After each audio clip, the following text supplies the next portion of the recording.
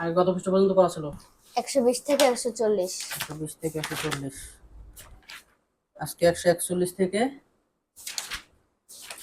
145 পর্যন্ত লেখো, আমার সামনে হয়েছে। তাড়াতাড়ি, আমি ততক্ষণ মোবাইল দেখি। স্যার একটা প্রশ্ন। মোবাইলটা হাতে নিলেই তোমার যত সব প্রশ্ন। কি প্রশ্ন বলো? যে আইসক্রিমের বাটায় 1 লিটার পর বি কেন লেখা? আইসক্রিমের বাটাও নিয়ে আসছো? 1 লিটারের পর বি কেন লেখা? হ্যাঁ, তো এই যে 1 আমরা লিখলাম এখানে 1, ঠিক আছে? এটা যে 1 লিটার, তুমি কি জানো? জানো না। তো এটা যে তুমি কিনছো 1 লিটার কিনছো, এটার প্রুফ কি? তোমার কাছে কোনো প্রুফ আছে? নাই। সো এখানে যে বি দেওয়া আছে, বি কেন দিছে?